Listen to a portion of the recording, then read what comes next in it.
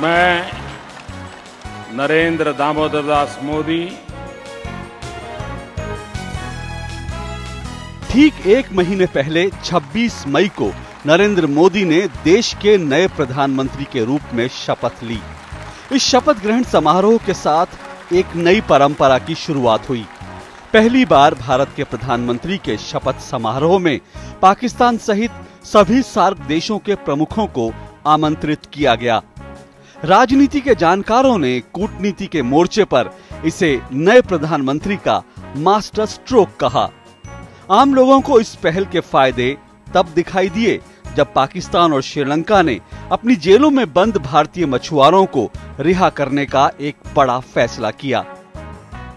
नई सरकार ने अपना पहला कदम उठाते हुए काले धन पर स्पेशल टास्क फोर्स का गठन किया ताकि विदेशों में जमा भारतीय काला धन वापस हिंदुस्तान लाया जा सके।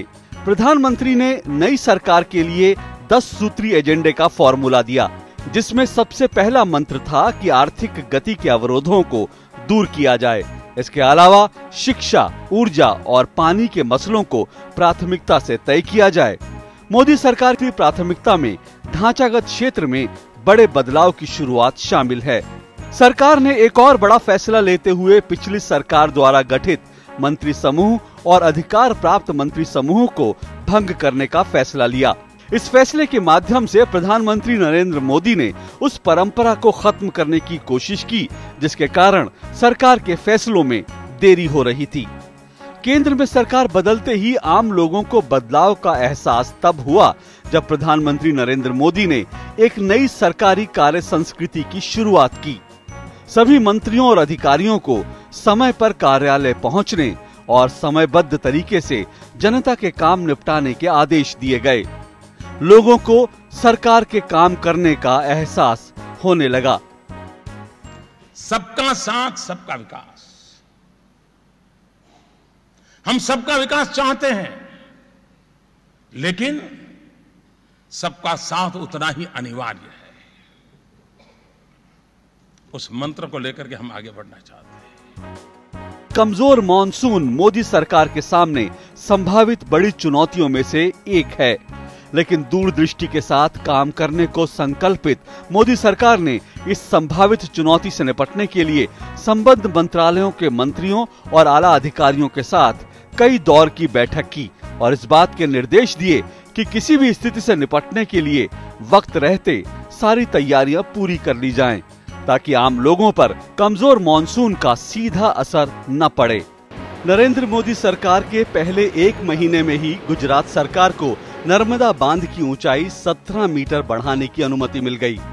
नर्मदा कंट्रोल अथॉरिटी ने बांध की ऊंचाई 138 मीटर तक बढ़ाने को मंजूरी दे दी। इस फैसले से बांध से 40% अतिरिक्त बिजली उत्पादन होगा और साथ ही करीब 6.5 लाख हेक्टेयर अतिरिक्त इलाके को सिंचाई की उपलब्धता बढ़ जाएगी।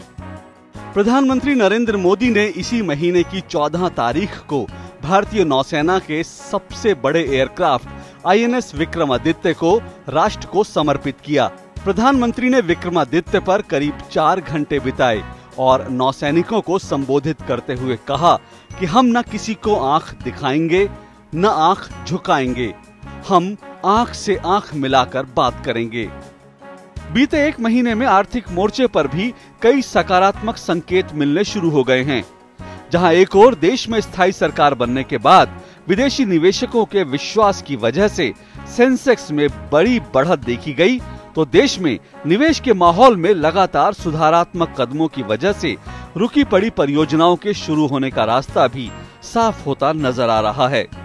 यहाँ तक कि इस पहले महीने में बीते साल की तुलना में करीब 10% विदेशी पर्यटकों की आवक भारत में बढ़ी है।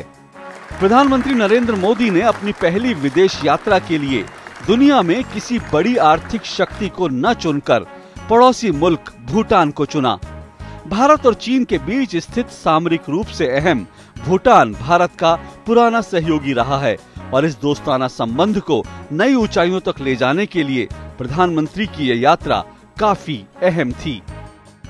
भारत के सशक्त होने से जाड़ की भारत के समृद्ध होने से जाड़ कॉम्पेल जो इस पूरे भूखंड में और विशेष करके सार्क Tillkar देशों की भलाई के लिए tisum dissa भारत का nalu jagar सुखी की संपन्न होना आवश्यक जाड़ पहले एक महीने में नरेंद्र मोदी सरकार ने तात्कालिक और दूरगामी नतीजों वाले कई अहम फैसले लिए हैं।